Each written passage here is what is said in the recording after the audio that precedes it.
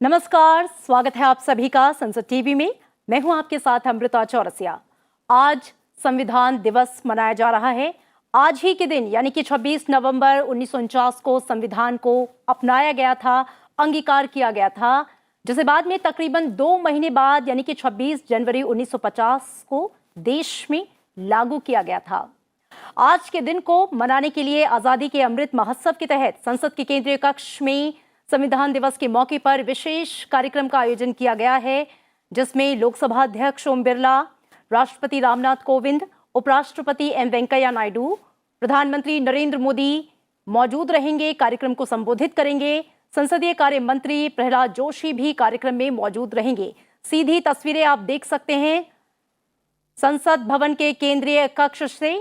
ये सीधी तस्वीरें आपके सामने लोकसभा अध्यक्ष ओम बिरला और उनके साथ हैं संसदीय कार्य मंत्री प्रहलाद जोशी। कार्यक्रम बस कुछ ही पलों में उसका आगाज होने वाला है। एक एक करके जो गणमान्य व्यक्ति हैं वो वहां पे पधार रहे हैं। बहुत ही महत्वपूर्ण है आज का दिन। देश की आत्मा कहा जाता है संविधान को, और संविधान जो कि देश का कानून है, जिसको लंबे समय के बाद विचार विमर्श के बाद बनाया गया। 1949 को इसे अंगीकार किया गया 26 नवंबर यानी आज ही के दिन, और इसके बाद 2015 में इस दिवस के तौर पर मनाने की शुरुआत की गई, और आजादी के अमृत महोत्सव के तहत आज के दिन को संविधान दिवस के तौर पे मनाया जा रहा है। सीधी तस्वीरें आप देख सकते हैं संसद के केंद्रीय कक्ष से।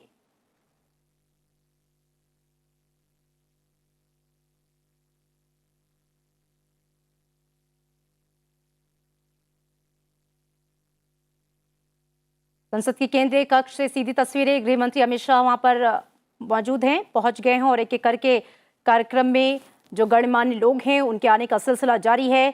बहुत ही महत्वपूर्ण है आज का दिन।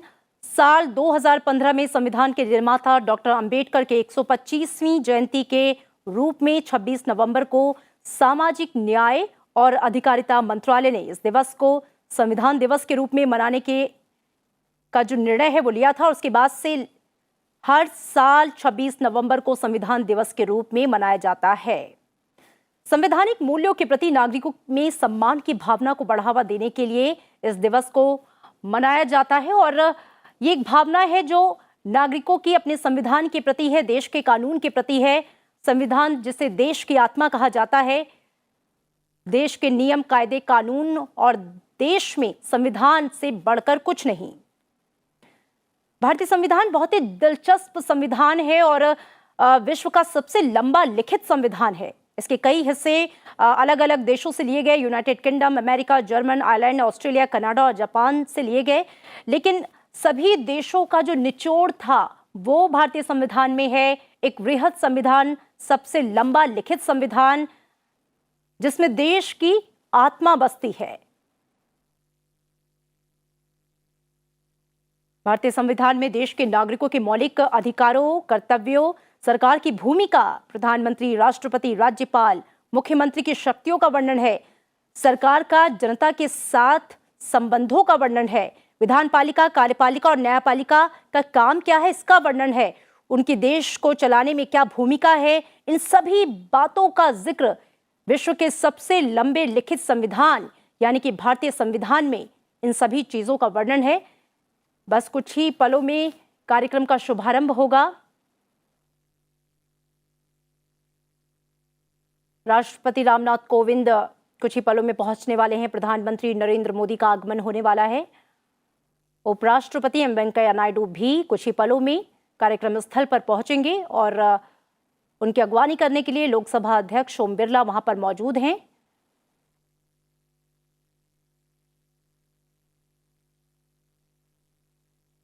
तस्वीरों में आप देख सकते हैं देश के प्रधानमंत्री नरेंद्र मोदी का आगमन हो चुका है।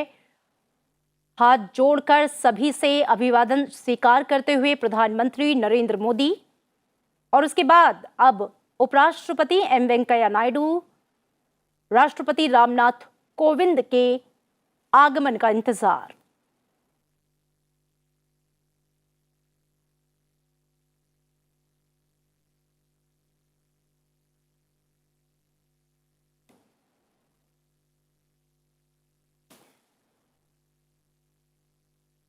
तो एक महत्वपूर्ण दिवस है आज का दिन, 26 नवंबर 1949। एक महत्वपूर्ण दिन जिस दिन को जो भारत का संविधान है, जो भारत की आत्मा है, उसे अंगीकार किया गया।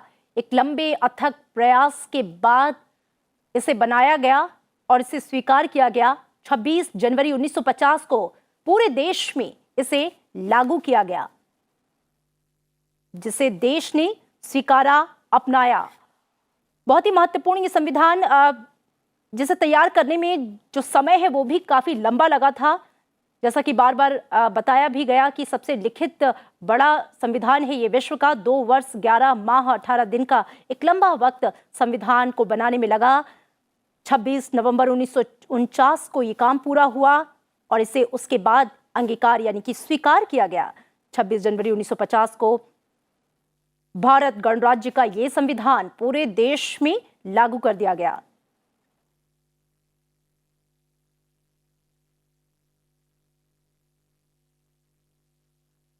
आपको बता दें कि संविधान की जो असली कॉपी थी वो प्रेम बिहारी नारायण रायजादा ने उन्हीं के हाथों से लिखी गई थी। ये बेहतरीन कैलीग्राफी के जरिए इटैलिक अक्षरों में लिखी गई है। जब आप संविधान की मूल प्रति को देखेंगे तो आप देखेंगे कि किस तरीके से कितने सुंदर अक्षरों में ये इटैलिक अक्षरों में लिखी गई है कैलीग्राफी के जरिए। और ये देखिए, उपराष्ट्रपति एम वेंकैया नायडू का भी आगमन हो चुका है। उन्होंने हाथ जोड़कर सभी का अभिवादन स्वीकार किया और इसके बाद राष्ट्रपति रामनाथ कोविंद के आगमन का इंतजार। कुछ ही पलों में वो कार्यक्रम स्थल पर पहुंचेंगे। अगवानी के लिए प्रधानमंत्री नरेंद्र मोदी वहां पर मौजूद हैं, साथ ही लोकसभा अध्यक्ष ओम बिरला वहां पर मौजूद हैं। उपराष्ट्रपति एम वेंकैया नायडू राष्ट्रपति रामनाथ कोविंद की अगवानी के लिए वहां पे मौजूद हैं और कुछ ही पलों में राष्ट्रपति का आगमन और उसके बाद शुभारंभ होगा आज के कार्यक्रम का। आजादी के अमृत महोत्सव के तहत ये विशेष कार्यक्रम जो आज संसद के केंद्रीय कक्ष में आयोजित किया गया है, संविधान दिवस पर यह विशेष कार्यक्रम। और इस कार्यक्रम के बारे में अगर मैं थोड़ी सी जानकारी देना चाहूं तो संसदीय कार्य मंत्री ने इसके बारे में जानकारी दी थी कि सभी केंद्रीय मंत्रालयों, विभागों, राज्य सरकारों, स्कूलों, कॉलेजों, संस्थानों, विभिन्न निकायों के नागरिकों से यह आग्रह किया जाता है कि वो कोविड-19 प्रोटोकॉल का ध्यान रखते हुए 26 नवंबर को राष्ट्रपति के साथ संविधान की प्रस्तावना को पढ़ें, क्योंकि जब राष्ट्रपति संविधान की प्रस्तावना को पढ़ेंगे तो उसके साथ ही साथ सभी को, देश के नागरिकों को जिनका जिक्र किया गया है, उनको भी इस प्रस्तावना को पढ़ना है एकजुट होकर। लेकिन जो बात कही है 26 नवंबर को, इसको पढ़ने के दौरान हमें कोविड-19 प्रोटोकॉल का भी ध्यान रखना है, इसका खास ख्याल रखना होगा। उन्होंने ये भी बताया कि इस समारोह को जन भागीदारी बनाने के लिए संसदीय कार्य मंत्रालय ने 2 पोर्टल तैयार किए हैं, जिसमें पहला ऑनलाइन माध्यम से है, जिसमें संविधान की प्रस्तावना को पढ़ने से संबंधित पूरा कार्यक्रम है। दूसरा जो है वो संसदीय लोकतंत्र पर ऑनलाइन क्विज प्रतियोगिता से संबंधित है। इस क्विज प्रतियोगिता में हिस्सा लेने वाले छात्रों को प्रमाण पत्र भी दिया जाएगा। संविधान की प्रस्तावना को ऑनलाइन माध्यम से 22 राजभाषाओं और अंग्रेजी में पढ़ने की व्यवस्था की गई है। तो ऑनलाइन पोर्टल पर प्रस्तावना को आप पढ़ सकते हैं। देश में किसी भी राज्य के भाषी लोग इसे पढ़ सकते हैं, क्योंकि इसे पढ़ने की जो व्यवस्था है वो 22 राजभाषाओं और अंग्रेजी में की गई है। इस पोर्टल पर कोई भी पंजीकरण करा सकता है और इन भाषाओं में किसी में भी संविधान की प्रस्तावना को पढ़ सकता है।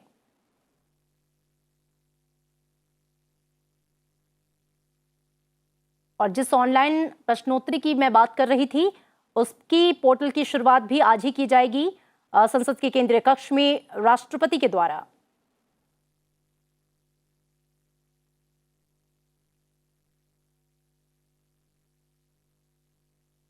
और राष्ट्रपति रामनाथ कोविंद का आगमन हो चुका है।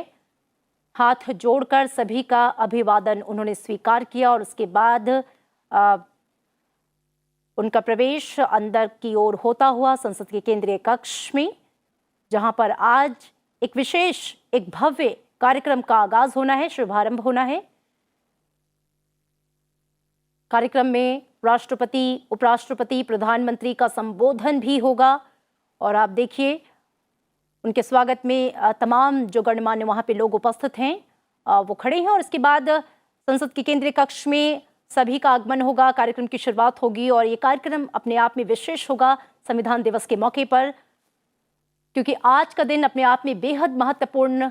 आज के दिन यानी कि 26 नवंबर 1949 को देश की आत्मा, देश के कानून, उस किताब जिसका स्थान देश में सर्वोच्च स्थान पर है यानी कि संविधान, उसको अंगीकार किया गया।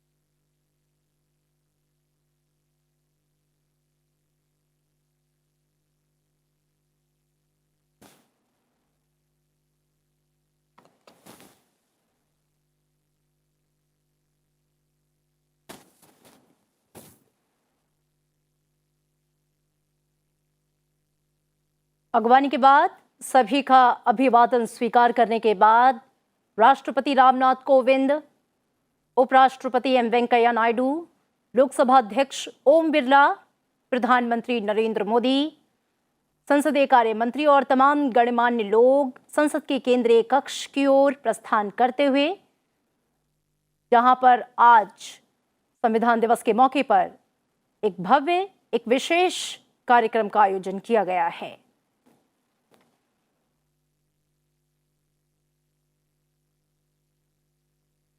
क्योंकि आज ही के दिन यानी कि 26 नवंबर 1949 को पूरे विश्व का सबसे बड़ा लिखित संविधान जो है वो अंगीकार किया गया, उसे बनाकर तैयार किया गया। और उसके बाद उसे 26 जनवरी 1950 को पूरे देश में लागू किया गया।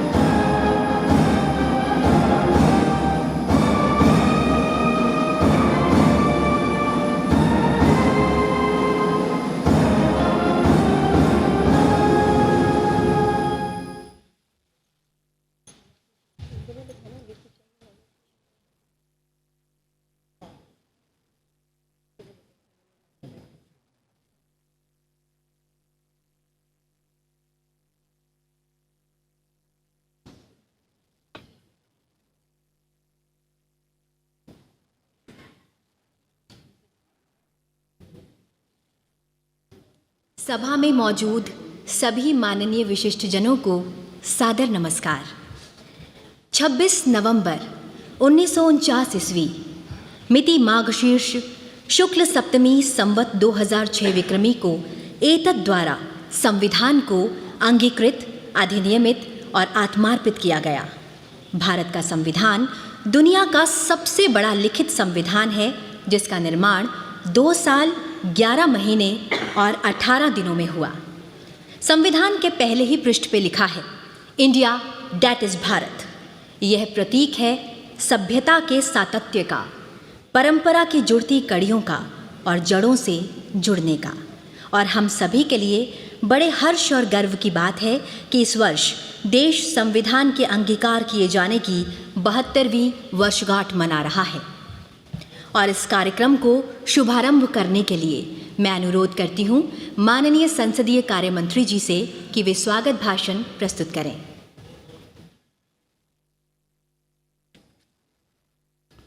आज संविधान दिवस है। इस शुभ अवसर पर आयोजित इस कार्यक्रम में मैं महामहिम राष्ट्रपति, उपराष्ट्रपति जी, माननीय प्रधानमंत्री जी, माननीय अध्यक्ष लोकसभा, माननीय उपसभापति राज्यसभा और मेरे साथी मंत्रीगण, लोकसभा और राज्यसभा सदस्यों का, यहाँ उपस्थित और सभी गण्य नागरिक बंधुओं का और वर्चुअली जो जुड़े हैं उन सभी और भाई और बहनों का मैं हार्दिक स्वागत करता हूँ। माननीय प्रधानमंत्री नरेंद्र मोदी जी के मार्गदर्शन में 2015 से 26 नवंबर को संविधान दिवस के रूप में मनाने का निर्णय लिया गया। माननीय प्रधानमंत्री जी का संविधान लोकाचार और मूल्यों के प्रति प्रतिबद्धता को संविधान गौरव यात्रा से समझा जा सकता है।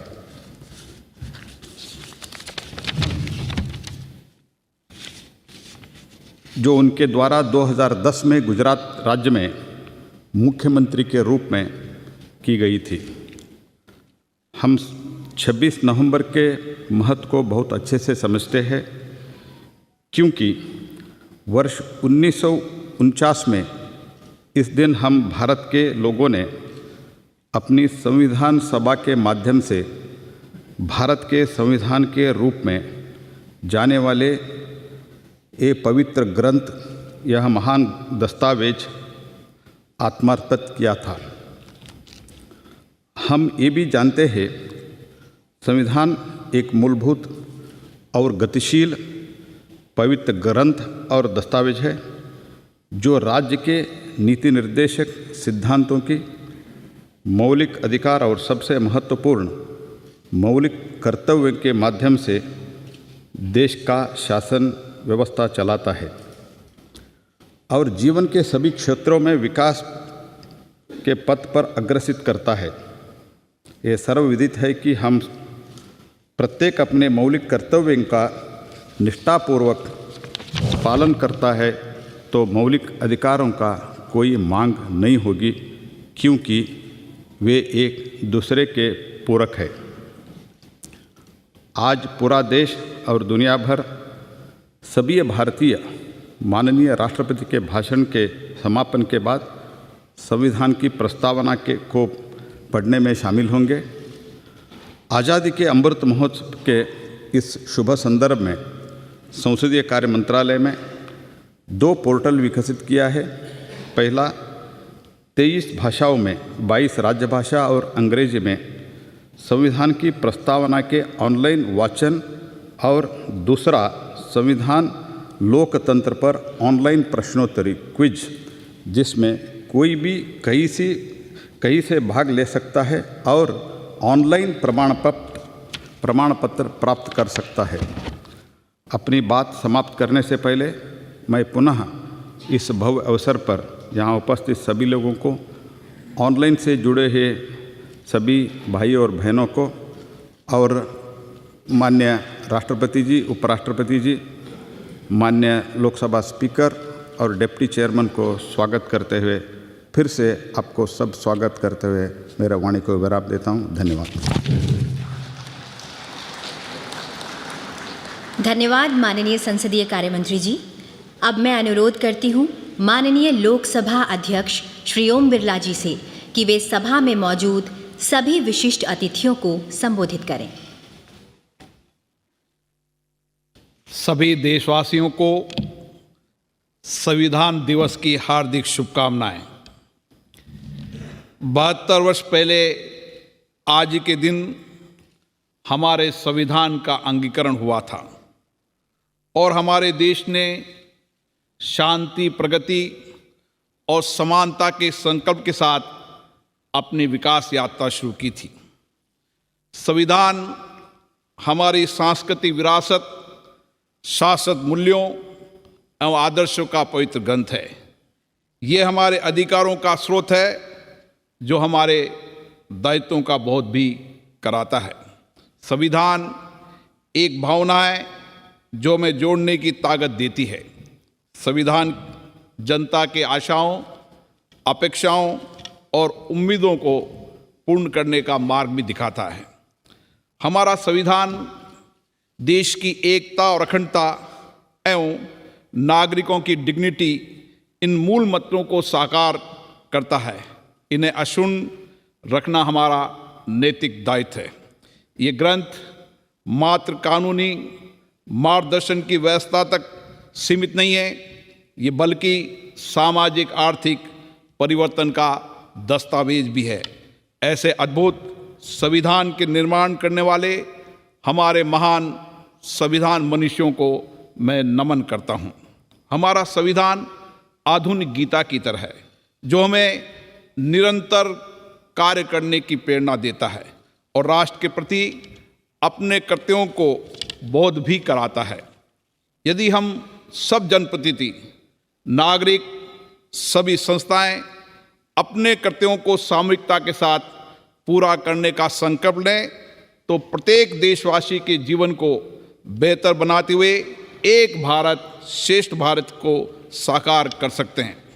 हमारे प्रगतिशील संविधान को देश विदेश हर जगह सम्मान की दृष्टि से तथा प्रेरणा के स्रोत के रूप में देखा जाता है, क्योंकि हमारे जीवंत लोकतंत्र तथा देश के उज्जवल भविष्य के निर्माण में इसकी प्रमुख भूमिका रही है। हमारे संविधान ने नागरिकों के लिए न्याय, स्वतंत्रता एवं समानता के मौलिक अधिकारों की व्यवस्था की है। पर आज अवसर है कि हम संविधान दिवस के दिन अपने कर्तव्यों पर भी विचार करें, मंथन करें। संसद में हम देश की 135 करोड़ जनता का प्रतिनिधित्व करते हैं। संसद के अंदर जनता की समस्याओं और अभावों पर होने वाली चर्चा, संवाद, चिंतन, मनन से जो अमृत निकलेगा उससे आम जन के जीवन को सार्थक बदलाव लाया जा सकता है। जनप्रतिनिधि होने के नाते हमारा ये दायित्व बनता है कि हम अपनी लोकतांत्रिक संस्थाओं में मर्यादित और गरिमापूर्ण आचरण करें। संसद की मर्यादाओं और उच्च गरिमापूर्ण परंपराओं को कायम रखना हम सबकी जिम्मेदारी है। हम देश हित में, राष्ट्र हित में सामूहिकता से काम करें। देश के समक्ष प्रमुख मुद्दों को सर्वसम्मति से समाधान करने के लिए अच्छी परंपराओं और परिपाटियों को और सशक्त करें, मजबूत करें। आज़ादी का अमृत महोत्सव मनाते हुए इस अमृत काल में संविधान दिवस के दिन हम अपने कर्तव्यों और दायित्वों के निर्वहन का संकल्प लें और लोकतांत्रिक संस्थाओं के माध्यम से नए राष्ट्र के निर्माण में योगदान दें। आज संसद द्वारा आयोजित इस संविधान दिवस के कार्यक्रम में गरिमा रूप से उपस्थित गौरवान्वित करने वाले माननीय राष्ट्रपति जी, उपराष्ट्रपति जी, माननीय प्रधानमंत्री जी का हार्दिक अभिनंदन करता हूं और कई देशों से आए मेरे मित्र, पड़ोसी देशों के सभी राजदूतों को भी इस संविधान दिवस पर अभिनंदन करता हूं। आप सबको संविधान दिवस की बहुत बहुत शुभकामनाएं, बहुत बहुत बधाई। धन्यवाद माननीय अध्यक्ष जी।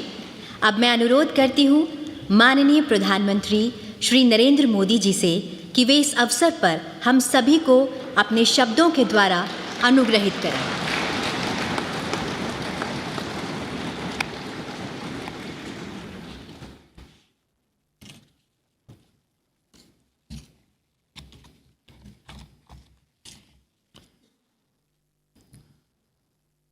आदरणीय राष्ट्रपति जी, आदरणीय उपराष्ट्रपति जी, आदरणीय स्पीकर महोदय, मंच पर विराजमान सभी वरिष्ठ महानुभाव और सदन में उपस्थित संविधान के प्रति समर्पित सभी भाइयों और बहनों, आज का दिवस बाबा साहब आम्बेडकर, डॉक्टर राजेंद्र प्रसाद जैसे दूरंदेशी महानुभावों को नमन करने का है। आज का दिवस इस सदन को प्रणाम करने का है,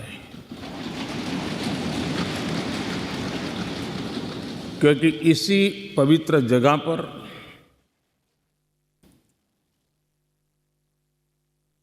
महीनों तक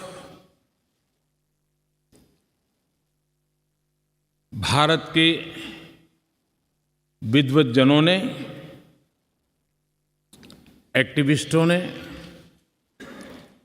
देश के उज्जवल भविष्य के लिए व्यवस्थाओं को निर्धारित करने के लिए मंथन किया था और उसमें से संविधान रूपी अमृत हमें प्राप्त हुआ है, जिसने आज़ादी के इतने लंबे कालखंड के बाद हमें यहाँ पहुँचाया है। आज पूज्य बापू को भी नमन करना है। आज़ादी की जंग में जिन जिन लोगों ने अपना बलिदान दिया, अपना जीवन खपाया, उन सबको भी नमन करने का यह अवसर है। आज 26/11 हमारे लिए एक ऐसा दुखद दिवस, जब देश के दुश्मनों ने देश के भीतर आकर के मुंबई में वह ऐसी आतंकवादी घटना को अंजाम दिया। भारत के संविधान में सूचित देश के सामान्य मानवी की रक्षा की जिम्मेवारी के तहत अनेक हमारे वीर जवानों ने उन आतंकवादियों से लोहा लेते लेते अपने आप को समर्पित कर दिया, सर्वोच्च बलिदान दिया। मैं आज 26/11 को उन सभी बलिदानियों को भी आदरपूर्वक नमन करता हूँ।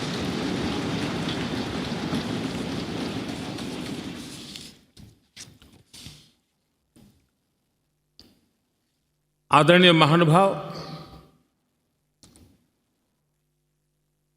कभी हम सोचें कि आज अगर हमें संविधान निर्माण करने की नौबत होती तो क्या होता। आजादी के आंदोलन की छाया, देशभक्ति का ज्वार, भारत विभाजन की विभीषिका, इन सब के बावजूद भी देश हित सुप्रीम हर एक के हृदय में यही एक मंत्र था। विविधताओं से भरा हुआ देश, अनेक भाषाएं, अनेक बोलियां, अनेक पंथ, अनेक राजे रजवाड़े, इन सब के बावजूद भी संविधान के माध्यम से पूरे देश को एक बंधन में बांध करके आगे बढ़ाने की योजना बनाना, आज के संदर्भ में देखें तो पता नहीं संविधान का एक पेज भी हम पूरा कर पाते, क्योंकि नेशन फर्स्ट कालक्रम से राजनीति ने उस पर इतना प्रभाव पैदा कर दिया है कि देश हित भी कभी कभी पीछे छूट जाता है। ये उन महानुभावों को प्रणाम इसलिए करना चाहूंगा क्योंकि उनके भी अपने विचार होंगे, उनके विचारों की भी धारा होगी, उस धारा में धार भी होगी, लेकिन फिर भी राष्ट्रहित सुप्रीम होने के नाते सबने मिल बैठ करके एक संविधान दिया।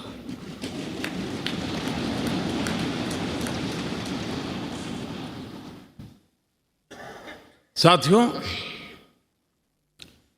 हमारा संविधान ये सिर्फ अनेक धाराओं का संग्रह नहीं है। हमारा संविधान सहस्त्रों वर्ष की भारत की महान परंपरा, अखंड धारा, उस धारा की आधुनिक अभिव्यक्ति है।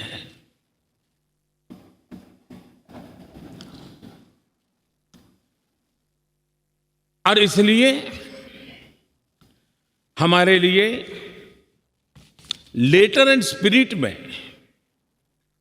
संविधान के प्रति समर्पण, और जब हम इस संवैधानिक व्यवस्था से जनप्रतिनिधि के रूप में ग्राम पंचायत से लेकर के संसद तक जो भी दायित्व निभाते हैं, हमें संविधान के लेटर एंड स्पिरिट को समर्पित भाव से ही हमें अपने आप को हमेशा सज्ज रखना होगा। और जब ये करते हैं तो संविधान की भावनाओं को कहां चोट पहुंच रही है उसको भी हम नजरअंदाज नहीं कर सकते हैं। और इसलिए इस संविधान दिवस को हमें इसलिए भी मनाना चाहिए कि हम जो कुछ भी कर रहे हैं वो संविधान के प्रकाश में सही है कि गलत है, हमारा रास्ता सही है कि गलत है। हर वर्ष संविधान दिवस बना करके हमने अपने आप को मूल्यांकन करना चाहिए। अच्छा होता देश आजाद होने के बाद 26 जनवरी प्रजासत्ताक पर्व की शुरुआत होने के बाद हमें 26 नवंबर को संविधान दिवस के रूप में देश में मनाने की परंपरा बनानी चाहिए थी, ताकि उसके कारण हमारी पीढ़ी दर पीढ़ी संविधान बना कैसे, कौन लोग थे इसको बनाते थे, किस परिस्थितियों में बना, क्यों बना, हमें संविधान कहां ले जाता है, कैसे ले जाता है, किसके लिए ले जाता है, इन सारी बातों की हर वर्ष अगर चर्चा होती है तो संविधान जिसको दुनिया ने एक जीवंत इकाई के रूप में माना है, एक सामाजिक दस्तावेज के रूप में माना है, विविधता भरे देश के लिए ये एक बहुत बड़ी ताकत के रूप में पीढ़ी दर पीढ़ी अवसर के रूप में काम आता। लेकिन कुछ लोग इसे चूक गए। लेकिन जब बाबा साहब आंबेडकर के 125वीं जयंती थी, हम सबको लगा कि इससे बड़ा पवित्र अवसर क्या हो सकता है कि बाबा साहब आंबेडकर ने इस देश को जो बहुत बड़ा नजराना दिया है उसको हम हमेशा हमेशा के लिए स्मृति ग्रंथ के रूप में याद करते रहें। और इसी में से, और मुझे याद है जब सदन में इस विषय पर मैं बोल रहा था 2015 में बाबा साहब आंबेडकर की 150वीं जयंती के निमित्त इस काम की घोषणा करते समय, तब भी विरोध आज नहीं हो रहा है, उस दिन भी हुआ था कि 26 नवंबर कहां से ले आए, क्यों कर रहे हो, क्या जरूरत थी। बाबा साहब आंबेडकर का नाम हो, और आपके मन में ये भाव उठे, ये देश अब सुनने के लिए तैयार नहीं है।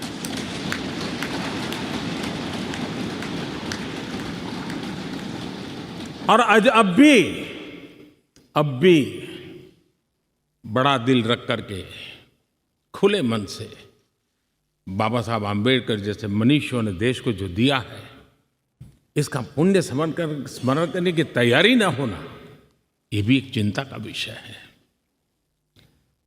साथियों, भारत एक संवैधानिक लोकतांत्रिक परंपरा है। राजनीतिक दलों का अपना एक अहम महत्व है और राजनीतिक दल भी हमारी संविधान की भावनाओं को जन जन तक पहुंचाने का एक प्रमुख माध्यम है। लेकिन संविधान की भावना को भी चोट पहुंची है।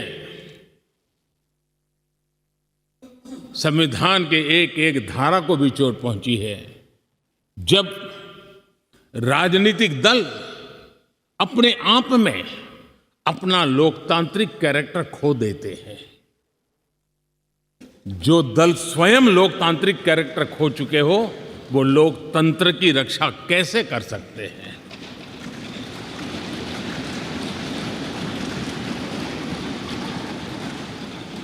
आज देश में कश्मीर से कन्याकुमारी, हिंदुस्तान के हर कोने में जाइए, भारत एक ऐसे संकट की तरफ बढ़ रहा है जो संविधान को समर्पित लोगों के लिए चिंता का विषय है, लोकतंत्र के प्रति आस्था रखने वालों के लिए चिंता का विषय है। और वो है पारिवारिक पार्टियां।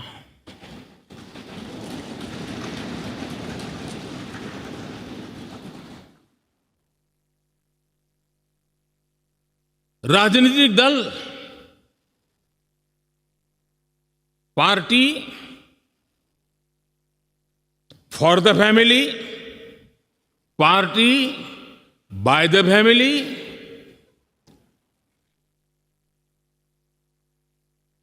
अब आगे कहने की जरूरत मुझे नहीं लगती है।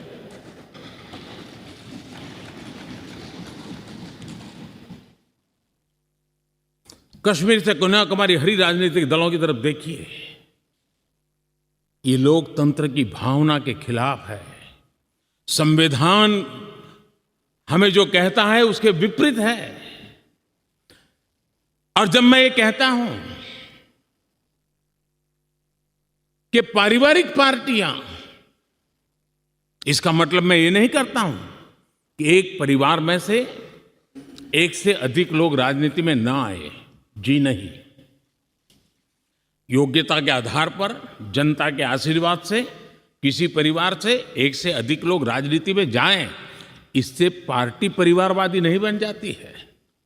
लेकिन जो पार्टी पीढ़ी दर पीढ़ी एक ही परिवार चलाता रहे, पार्टी की सारी व्यवस्था परिवारों के पास रहे, वो लोकतंत्र, स्वस्थ लोकतंत्र के लिए सबसे बड़ा संकट होता है। और आज संविधान के दिवस पर संविधान में विश्वास करने वाले, संविधान को समझने वाले, संविधान को समर्पित सभी देशवासियों से मैं आग्रह करूंगा कि देश में एक जागरूकता लाने की आवश्यकता है। जापान में एक प्रयोग हुआ था। जापान में देखा गया कि कुछ ही पॉलिटिकल फैमिली ही व्यवस्था में चल रहे हैं, तो किसी ने बीड़ा उठाया था कि वो नागरिकों को तैयार करेंगे और पॉलिटिकल फैमिली के बाहर के लोग निर्णय प्रक्रिया में कैसे आए। और बड़ी सफलतापूर्वक 30-40 साल लगे, लेकिन करना पड़ा।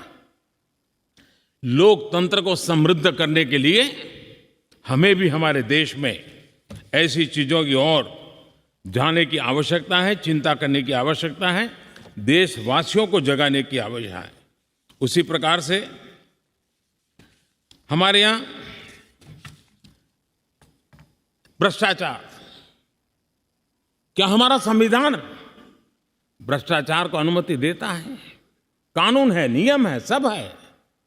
लेकिन चिंता तब होती है कि जब न्यायपालिका ने स्वयं ने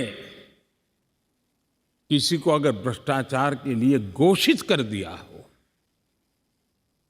भ्रष्टाचार के लिए सजा हो चुकी हो, लेकिन राजनीतिक स्वार्थ के कारण उसका भी महिमा मंडन चलता रहे, भ्रष्टाचार को नजरअंदाज करके सिद्ध हुई हकीकतों के बावजूद भी जब राजनीतिक लाभ के लिए सारी मर्यादाओं को तोड़कर, लोक लाज को तोड़ करके उनके साथ बैठना उठना शुरू हो जाता है, तो देश के नौजवान के मन में लगता है कि अगर इस प्रकार से राजनीति के क्षेत्र में नेतृत्व करने वाले लोग भ्रष्टाचार में डूबे हुए लोगों की प्राण प्रतिष्ठा कर रहे हैं, मतलब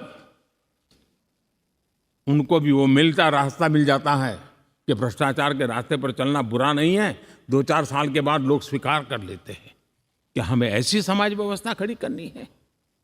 क्या समाज के अंदर, हाँ, भ्रष्टाचार के कारण कोई अगर गुनाह सिद्ध हो चुका है तो उसको सुधरने के लिए मौका दिया जाए, लेकिन सार्वजनिक जीवन में प्रतिष्ठा देने की जो स्पर्धा चल पड़ी है, ये मैं समझता हूं अपने आप में नए लोगों को लूटने के रास्तों पर जाने के लिए मजबूर करती है, और इसलिए हमें इससे चिंतित होने की जरूरत है।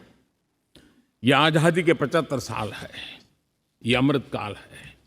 हमने अब तक आजादी के 75 साल दरमियान देश जिस स्थिति से गुजरा था, अंग्रेज भारत के नागरिकों के अधिकारों को कुचलने पर लगे हुए थे, और उसके कारण हिंदुस्तान के नागरिकों को उसके अधिकार मिले, इसके लिए लड़ना बहुत स्वाभाविक था और जरूरी भी था। महात्मा गांधी समेत हर कोई भारत के नागरिकों को उनके अधिकार मिले, इसलिए वो लड़ते रहे, ये बहुत स्वाभाविक है। लेकिन ये भी सही है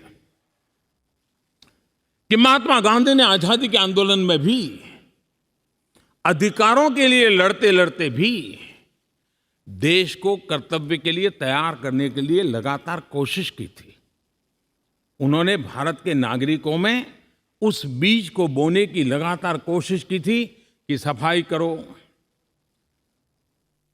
प्रौढ़ शिक्षा करो, नारी सम्मान करो, नारी गौरव करो, नारी को एम्पावर करो, खादी पहनो, स्वदेशी का विचार, आत्मनिर्भर भारत का विचार, कर्तव्यों की तरफ महात्मा गांधी लगातार देश को तैयार करते रहे। लेकिन आजादी के बाद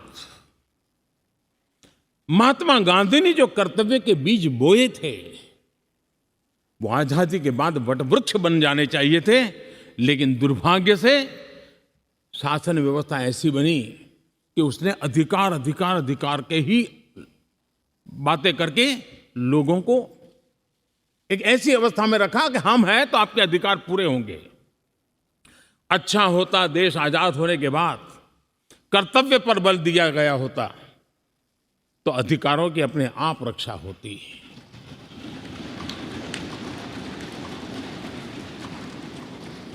कर्तव्य से दायित्व का बोध होता है, कर्तव्य से समाज के प्रति एक जिम्मेवारी का बोध होता है। अधिकार से कभी कभी एक याचक वृत्ति पैदा होती है कि मुझे मेरा अधिकार मिलना चाहिए, यानी समाज को कुंठित रखने की कोशिश होती है। कर्तव्य के भाव से सामान्य मानवीय के जीवन में एक भाव होता है कि ये मेरा दायित्व है, मुझे इसको निभाना है, मुझे करना है, और जब मैं कर्तव्य का पालन करता हूं तो अपने आप किसी के अधिकार की रक्षा हो जाती है, किसी के अधिकार का सम्मान हो जाता है, किसी के अधिकार का गौरव हो जाता है, और उसके कारण कर्तव्य भी बनते हैं और अधिकार भी चलते हैं और स्वस्थ समाज की रचना होती है। आजादी के अमृत महोत्सव में हमारे लिए बहुत आवश्यक है कि हम कर्तव्य के माध्यम से अधिकारों की रक्षा करने के रास्ते पर चल पड़े। कर्तव्य का वो पथ है जिसमें अधिकार की गारंटी है। कर्तव्य का वो पथ है जो अधिकार सम्मान के साथ दूसरे को सुपुर्द करता है, उसके हक को दे देता है। और इसलिए आज जब हम संविधान के दिवस को मना रहे हैं, तब हमारे भीतर भी यही भाव निरंतर जगता रहे कि हम कर्तव्य पथ पर चलते रहें, कर्तव्य को जितनी अधिक मात्रा में निष्ठा और तपस्या के साथ हम मनाएंगे।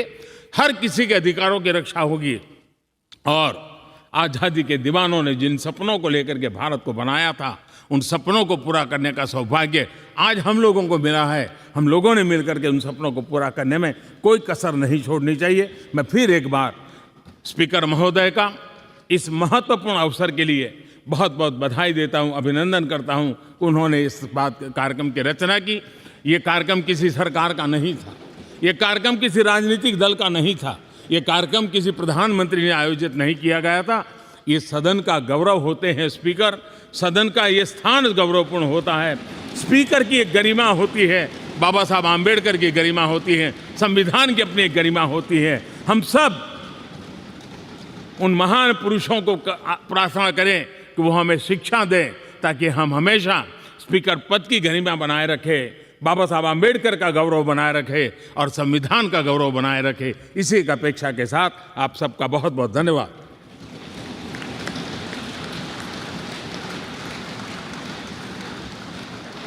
धन्यवाद माननीय प्रधानमंत्री जी। अब मैं आग्रह करती हूँ माननीय उपराष्ट्रपति जी एवं राज्यसभा के सभापति श्री एम वेंकैया नायडू जी से कि वे विशिष्ट सभा को संबोधित करें।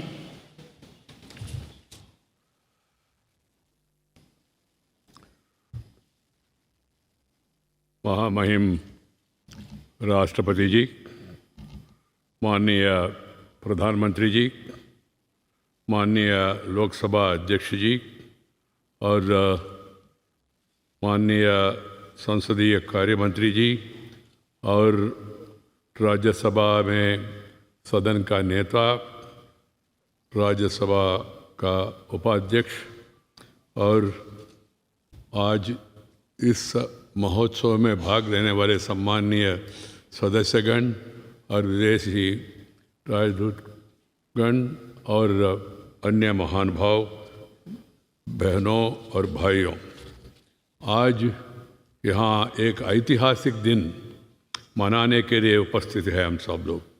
वही दिन जब 1949 में संविधान सभा द्वारा भारत के संविधान को अंगीकार किया था। यह संविधान निर्माताओं के प्रेरणास्पद दृष्टि को याद करने और उस दृष्टि को साकार करने के लिए 72 वर्षों से जारी हमारा प्रयासों पर विचार करने का अवसर है।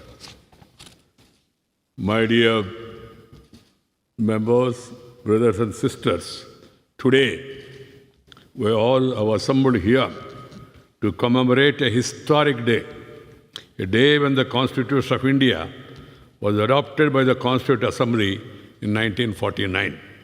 It's an occasion to recall the vision that inspired the constitutional makers, reflect on the continuing mission that began 72 years ago to translate that vision into action. At the outset, I pay my gratitude to the President of the Constituent Assembly, Dr. Rajendra Prasad ji, Chairman of the Drafting Committee, Dr. Baba Saheb Ambedkar ji, and the members of the Constituent Assembly for providing direction for nation building. Their overreaching framework continues to guide us in the collective endeavor of our nation to scale new heights amidst the contemporary national and international challenges. Our Constitution, in essence, is a statement of values, ideas, ideals, seeking to ensure justice, liberty, and equality for all in the true spirit of fraternity, and is a guide to peaceful democratic transformation, enabling the people to fulfill their aspirations. Our Constitution is marked by innovative borrowing from various sources and selective adoption, integrating the long-held indigenous values and Western concepts also. It exemplifies the essential Indian worldview that believes in welcoming noble thoughts from all over the world and adopting them in our national context. As we are all aware, it was the people of India who gave themselves this constitution through their elected representatives in the Constituent Assembly. The preamble summarizes the philosophy of the Constitution, in which the people preferred our country to be a democratic republic, thereby indicating the instrumentalities by which the intended socio-economic transformation was to be achieved. It has been our firm belief that people are at the center of our development. They are the agents of the transformation of our country. Their empowerment is the goal of all our efforts. Their aspirations steer our policies. Their strengths drive our growth. Democracy ultimately is about the people, their central role in governance, and it is who determine who should govern, how should they govern, and what the governance should ultimately lead to. Keeping this perspective in view, we had taken the first major step towards democratic governance by introducing universal franchise right from the day when we became independent.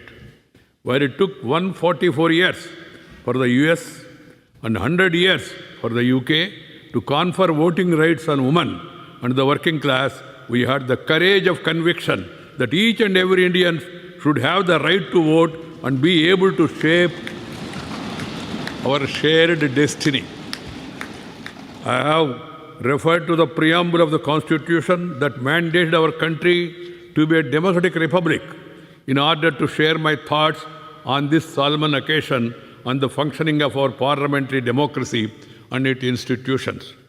In a pluralist society like ours, with incredibly fascinating variety and diversity, debate and dialogue become the most important instruments for shaping public policies.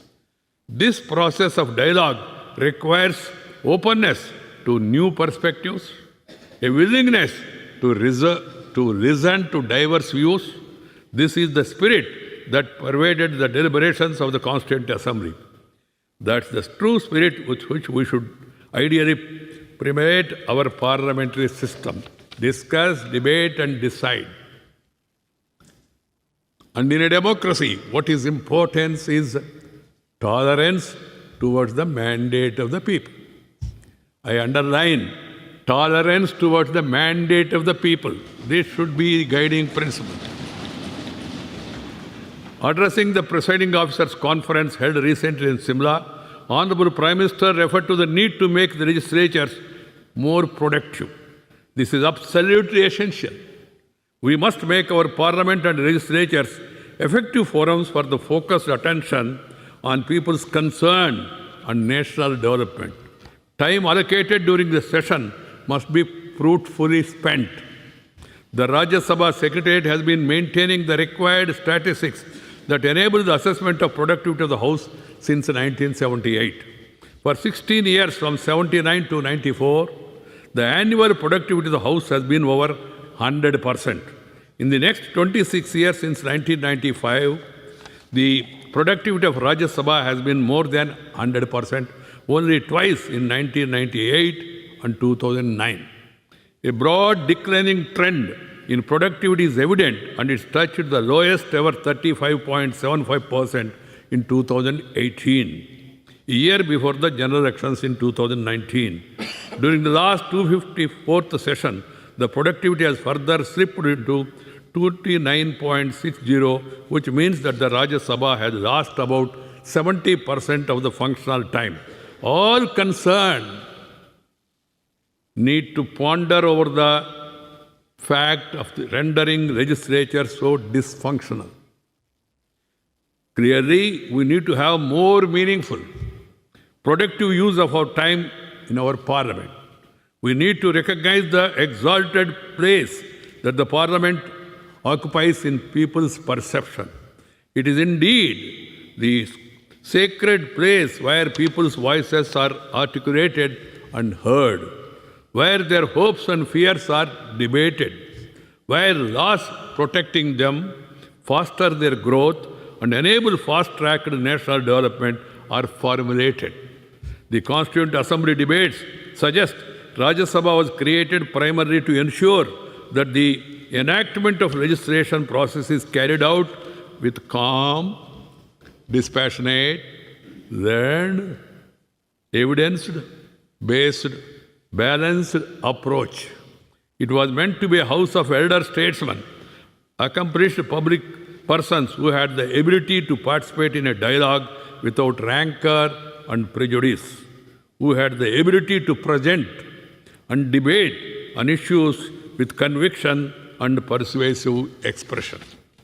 My experience over the last 4 years suggests that no legislative proposal of the government was defeated on the floor of the House, and in fact, quite a few of them were passed by consensus.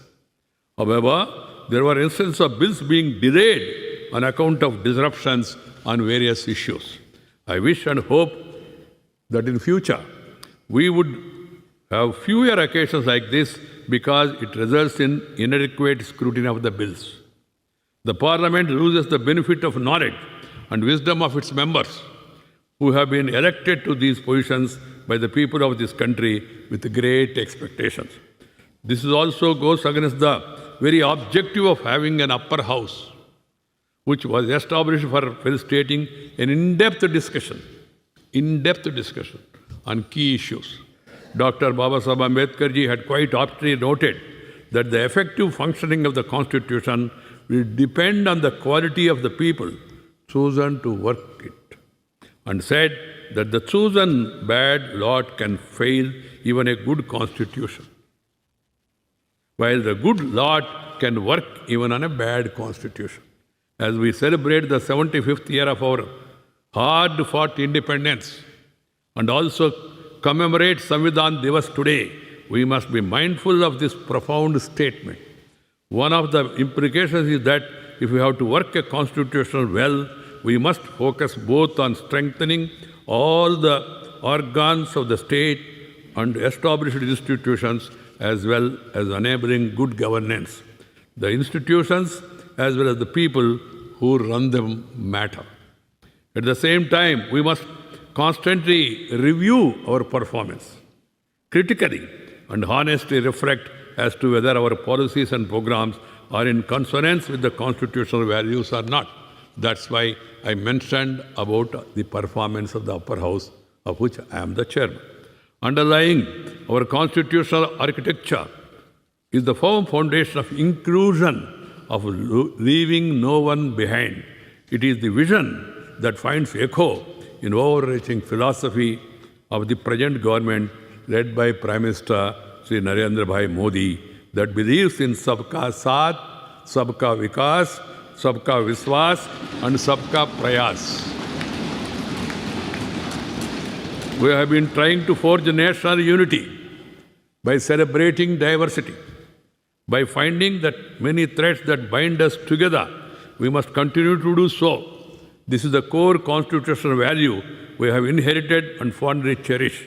As Sardar Patel ji said, and I quote, "But in the long run, it would be in the interest of all to forget that there is anything like majority or minority in this country, and that in India there is only one community. We are all one nation, one people. We care for everyone, especially of those who are marginalized and need support. Every Indian should be enabled to contribute to national development. Every Indian has to be given an opportunity to shape the new India we are collectively dreaming of. Every Indian must be educated, healthy, skilled, and forward-looking, ready to be part of our country's growth story. I am glad that the present government has turned many programs like sanitation, cleanliness, into people-driven mass abhiyans or movements, Jana Andolan. Our Constitution is not a static archival document, but a living document. It has enabled us to respond to the emerging challenges and adapt to the changing circumstances. Consequently, it has been amended 105 times so far. This shows that we have had the ability to listen, to debate, dialogue, and to be agile. This agility and flexibility is essential to strengthen our constitutional values. So long as we are alive to the changing realities within and outside the country, we have the wisdom to make the right policy choices to address people's concerns. We shall see this beautiful tree of the Constitution grow and flower. Our common aim should be to make this happen every day in each of our institutions and in each of our actions. We know that this requires constant vigil, an attentive eye, and concrete action. There were certain unfortunate efforts to subvert the spirit and philosophy of the Constitution during the dark period of emergency, but fortunately they were undone. We the people have time and again demonstrated that we will not allow this beautiful tree to wither. To conclude, our Constitution has worked well to enable our march towards building a new India and in the process realizing the dreams of the freedom fighters and the vision of the Constituent Assembly. We need to draw lessons from our past experience and move ahead to propel India forward. Azadi Ka Amrita Mahotsav is a celebration of our achievements, collectively of the country. We can legitimately be proud of it. Let it be springboard to take India to the next level and occupy its rightful place in the Committee of Nations as a Sushikshit Bharat, Surakshit Bharat, Swastha Bharat, Atmanirbhar Bharat, and ultimately Ek Bharat, Shrestha Bharat. For this to happen, we all must work together with passion for the nation. That is what is required. Dhanyavad, Jai Hind.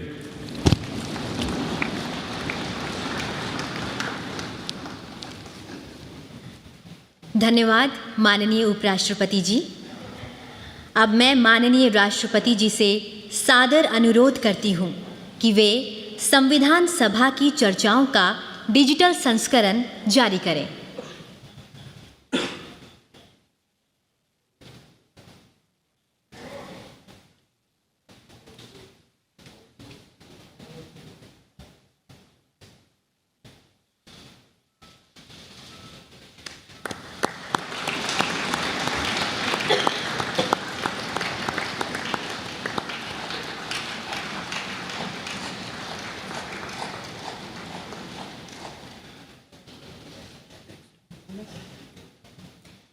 अब मैं माननीय राष्ट्रपति जी से अनुरोध करती हूँ कि वे भारत के मूल संविधान की सुलेखित प्रति का डिजिटल संस्करण जारी करें।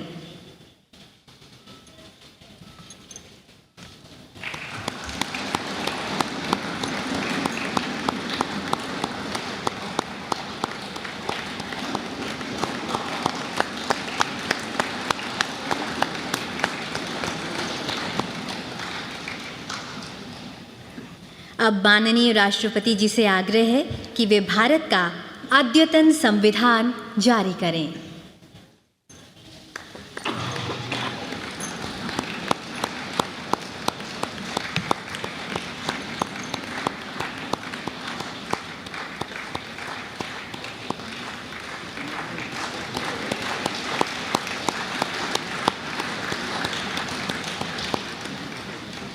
साथ ही मैं माननीय राष्ट्रपति जी से निवेदन करती हूँ कि वे संवैधानिक लोकतंत्र पर ऑनलाइन प्रश्नोत्तरी का शुभारंभ करें।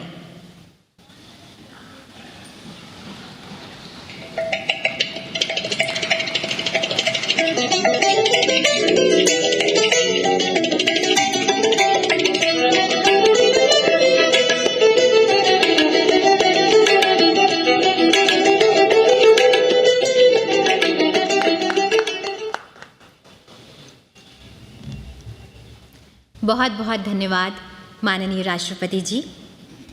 अब मैं आपसे सादर अनुरोध करती हूँ कि आप अपने ज्ञानवर्धक शब्दों से हम सभी का मार्ग प्रशस्त करें।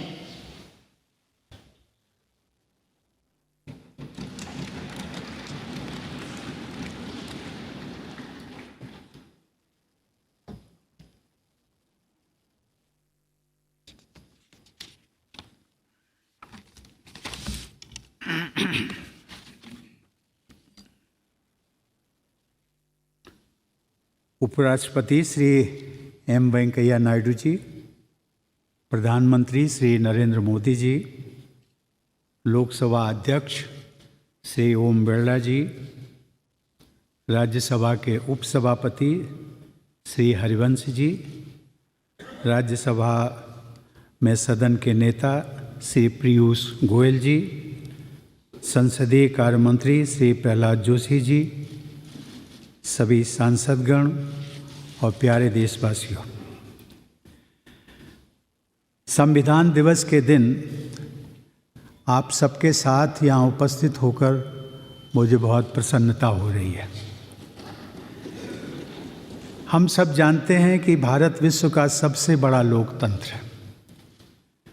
मुझे विश्वास है कि आप सब भी इस अवसर पर हमारे महान लोकतंत्र के प्रति गौरव का अनुभव कर रहे होंगे। इसी सेंट्रल हॉल में 72 वर्ष पहले हमारे संविधान निर्माताओं ने स्वाधीन भारत के उज्जवल भविष्य के दस्तावेज को, यानी हमारे संविधान को अंगीकार किया था तथा भारत की जनता के लिए आत्मार्पित किया था।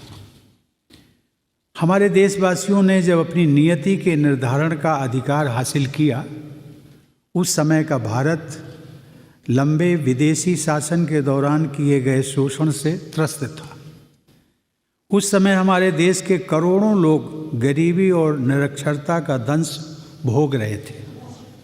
उस स्थिति को बदलने के लिए तथा राष्ट्र निर्माण के लिए लोगों में उत्साह जागृत हो चुका था। हमारे कर्मठ देशवासियों को एक संवैधानिक संरचना की आवश्यकता थी। लगभग 7 दशक की अल्प अवधि में ही भारत के लोगों ने लोकतांत्रिक विकास की एक ऐसी अद्भुत गाथा लिख दी जिसने समूची दुनिया को विस्मित कर दिया। मैं ये मानता हूँ कि भारत की यह विकास यात्रा हमारे संविधान के बल पर ही आगे बढ़ती जा रही है। देवियों और सज्जनों, हमारे संविधान में वे सभी उदात्त आदर्श समाहित हैं जिनके लिए विश्व के लोग भारत की ओर सम्मान और आशा भरी दृष्टि से देखते हैं। हम भारत के लोग, इन शब्दों से आरंभ होने वाले हमारे संविधान से ये स्पष्ट हो जाता है कि भारत का संविधान लोगों की आकांक्षाओं की सामूहिक अभिव्यक्ति है।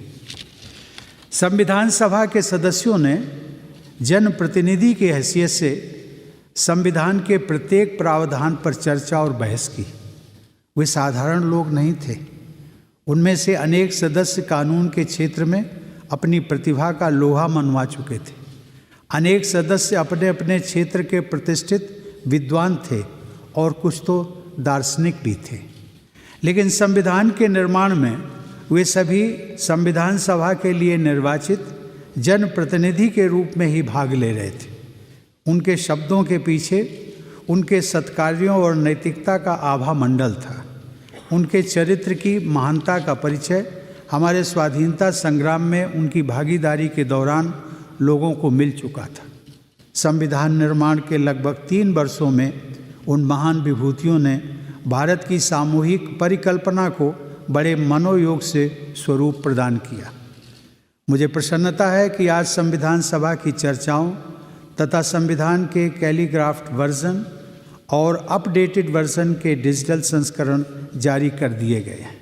इस प्रकार टेक्नोलॉजी की सहायता से ये सभी अमूल्य दस्तावेज सबके लिए सुलभ हो गए।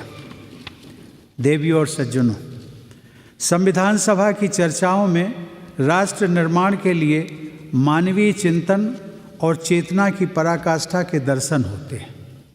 उन चर्चाओं के डिजिटल वर्जन से केवल देशवासियों को ही नहीं बल्कि पूरे विश्व को, विशेषकर युवा पीढ़ी को हमारे देश की महानता और क्षमता की जानकारी मिलेगी और भविष्य के लिए मार्गदर्शन भी प्राप्त होगा। संविधान के कैलीग्राफ्ट वर्जन से लोगों को हमारी कला, संस्कृति और परंपरागत कथाओं के महान आदर्शों की झलक कलात्मकता के सर्वश्रेष्ठ रूप में देखने को मिलेगी। शासन व्यवस्था के आधारभूत ग्रंथ की इतनी कलात्मक प्रस्तुति का उदाहरण अन्यत्र शायद ही देखने को मिले। संविधान के अपडेटेड वर्जन से नागरिकों, विशेषकर विद्यार्थियों को हमारी संवैधानिक प्रगति की अब तक की यात्रा की जानकारी प्राप्त होगी। संवैधानिक लोकतंत्र के विषय पर ऑनलाइन क्विज कराने की पहल अत्यंत सराहनीय है।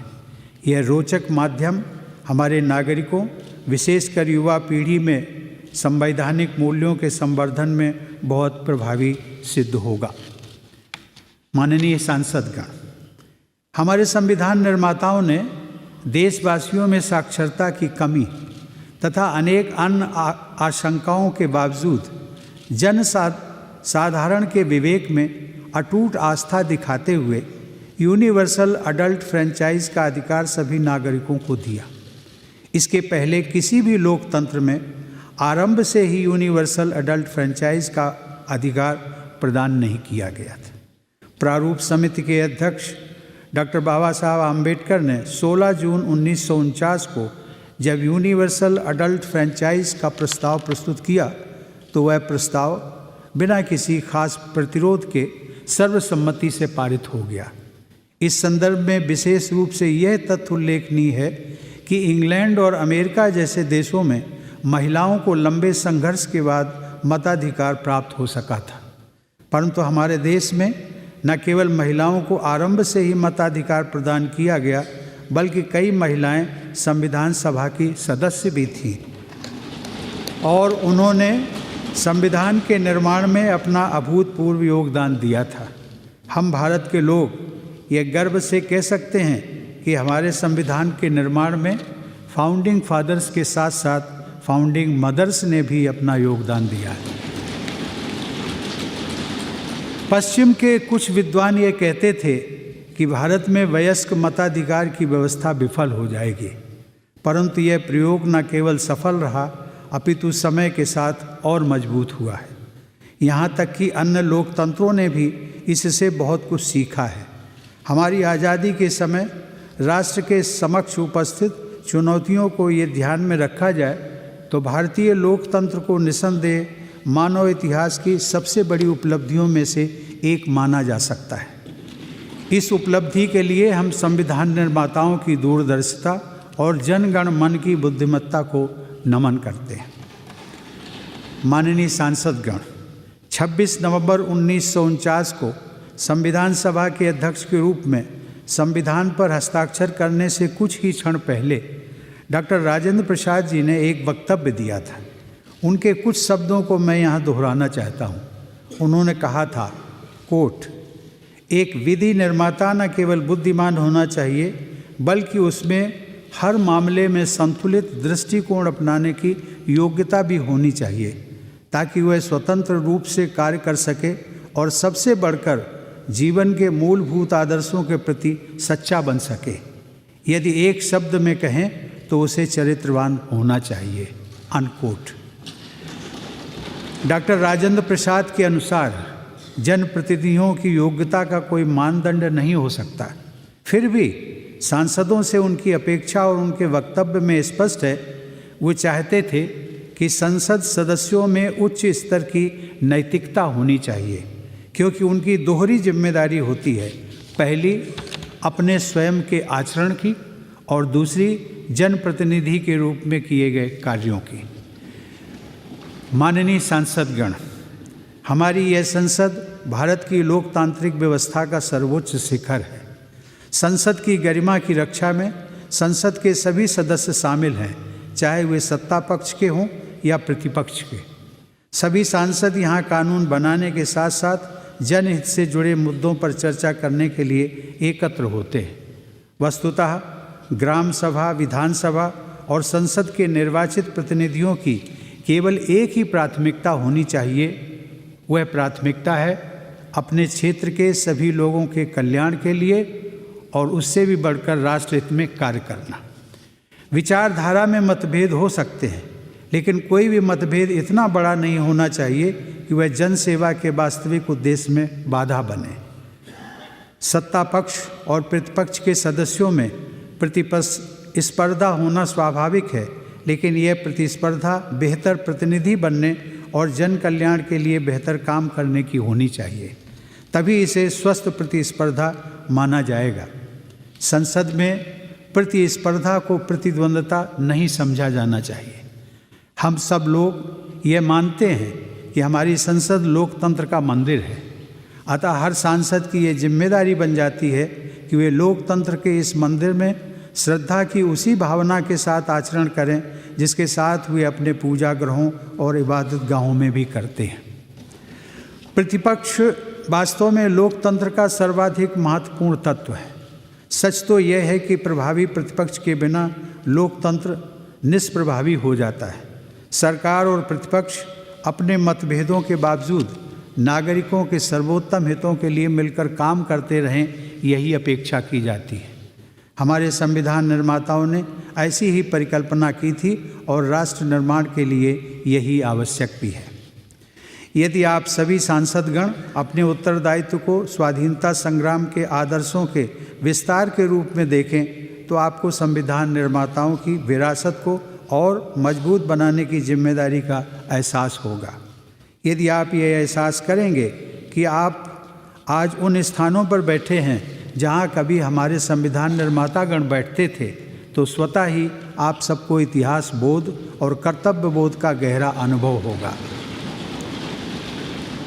माननीय सांसदगण, हमारे देशवासियों के कर्तव्य बोध के उल्लेखनीय उदाहरण कोविड-19 की महामारी के दौरान दिखाई दिए।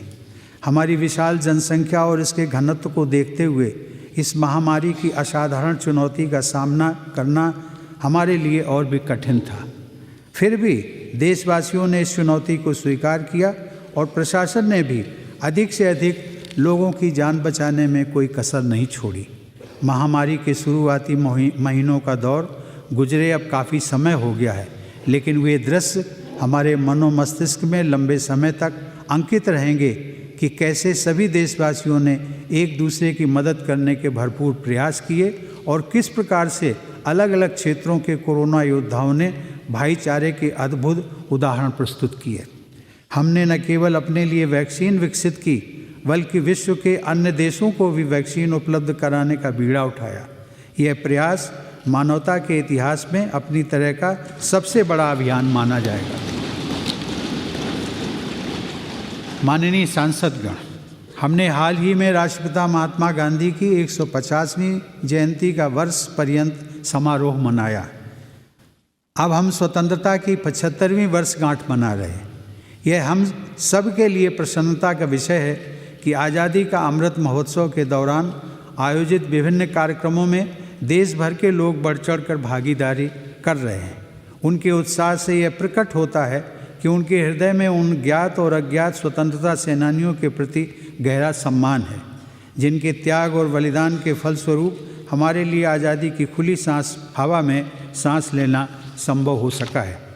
इस तरह के ऐतिहासिक महत्व के अवसर हमें उन जीवन मूल्यों की भी याद दिलाते हैं जिनके लिए हमारे स्वाधीनता सेनानियों ने संघर्ष किया और जो संविधान की उद्देशिका में न्याय, स्वतंत्रता, समता और बंधुता के रूप में उल्लिखित है। आइए संविधान दिवस के अवसर पर हम अपने दैनिक जीवन में उन महान राष्ट्रीय आदर्शों पर चलने के लिए स्वयं को पुनः समर्पित करें।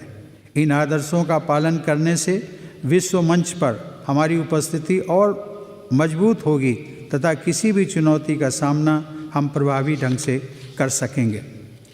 माननीय सांसदगण, हमारे संविधान के प्रिएम्बल अर्थात उद्देशिका को संविधान की अंतरात्मा कहा जाता है। आज के इस कार्यक्रम के अंत में सभी देशवासियों द्वारा संविधान की उद्देशिका का सामूहिक पाठ आयोजन करने की पहल अत्यंत सराहनीय है। इससे हमारे सभी देशवासियों में संविधान के आदर्शों के प्रति गौरव का भाव और मजबूत होगा। कुछ ही देर में हम सब संविधान की उद्देशिका का अक्षरशः पाठ करेंगे। अंत में संविधान दिवस के अवसर पर मैं सभी देशवासियों को पुनः हार्दिक बधाई देता हूँ। धन्यवाद। जय हिंद।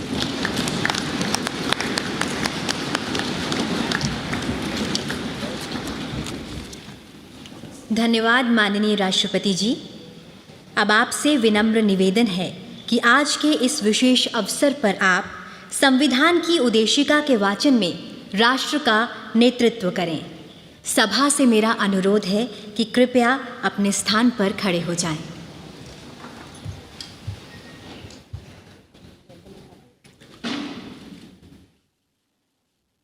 हम भारत के लोग भारत को एक संपूर्ण प्रभुत्व संपन्न समाजवादी पंथ निरपेक्ष लोकतंत्रात्मक गणराज्य बनाने के लिए तथा उसके समस्त नागरिकों को सामाजिक, आर्थिक और राजनैतिक न्याय, विचार अभिव्यक्ति विश्वास, धर्म और उपासना की स्वतंत्रता, प्रतिष्ठा और अवसर की समता प्राप्त कराने के लिए तथा उन सब में व्यक्ति की गरिमा और राष्ट्र की एकता और अखंडता सुनिश्चित करने वाली बंधुता बढ़ाने के लिए दृढ़ संकल्प होकर अपनी इस संविधान सभा में आज तारीख 26 नवंबर 1949 ईस्वी को एतद् द्वारा इस संविधान को अंगीकृत, अधिनियमित और आत्मार्पित करते हैं।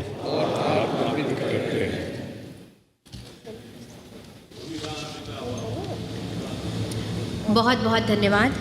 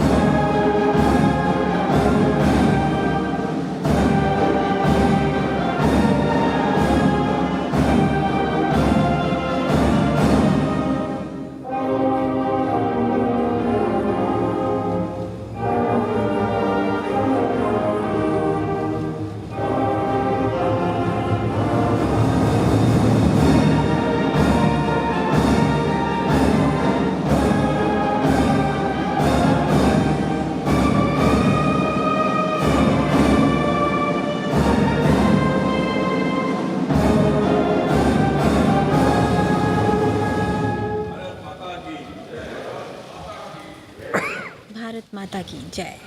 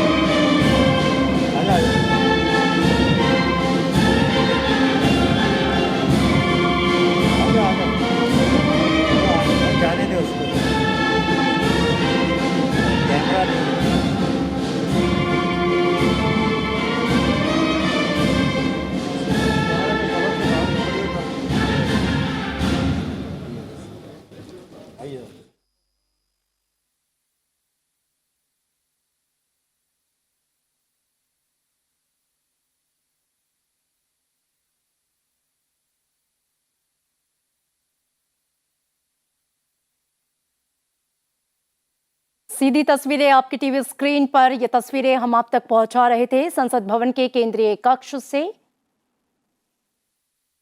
राष्ट्रपति रामनाथ कोविंद, उपराष्ट्रपति एम वेंकैया नायडू, लोकसभा अध्यक्ष ओम बिरला, प्रधानमंत्री नरेंद्र मोदी और अन्य गणमान्य अतिथिगण अब प्रस्थान की ओर।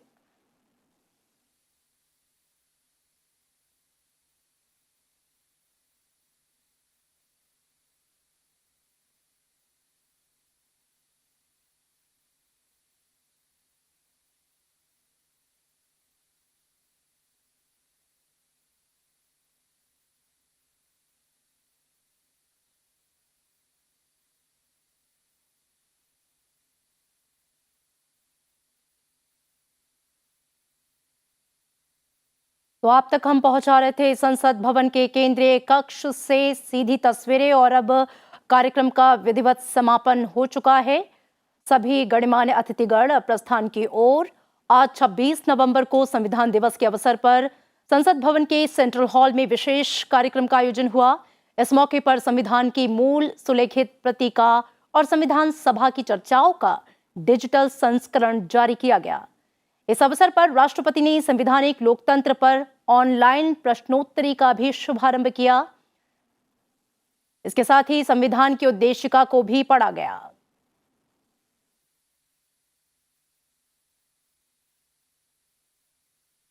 तस्वीरों में आप देख सकते हैं राष्ट्रपति रामनाथ कोविंद सभी का अभिवादन स्वीकार करते हुए कार्यक्रम स्थल से प्रस्थान करते हुए।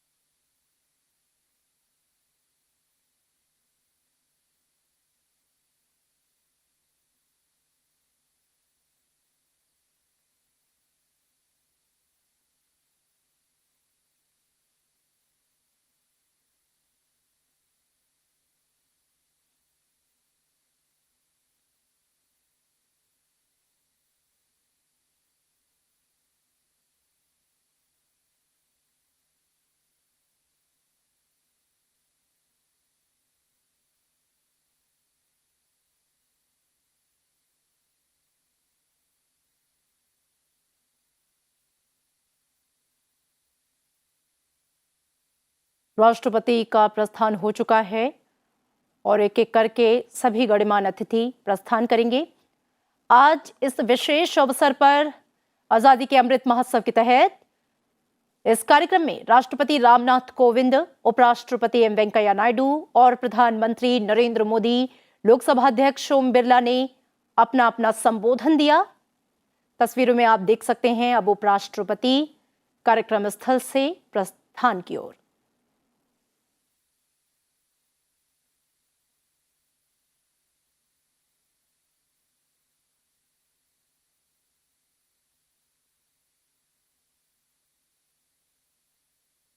संसद भवन के सेंट्रल हॉल में विशेष कार्यक्रम का आयोजन आज किया गया संविधान दिवस के मौके पर, और इस मौके पर संविधान की मूल सुलेखित प्रति का डिजिटल संस्करण जारी किया गया। साथ ही संविधान सभा की चर्चाओं का डिजिटल संस्करण जारी किया गया।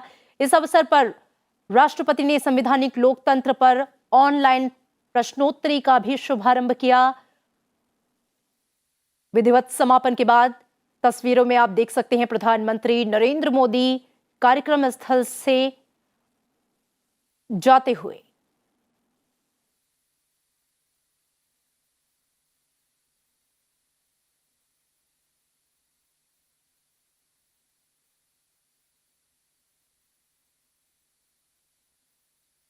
छब्बीस नवंबर 1949 बेहद ही महत्वपूर्ण दिन, जिस दिन देश के आत्मा संविधान को अंगीकार किया गया, अपनाया गया और तकरीबन 2 महीने के बाद 26 जनवरी 1950 को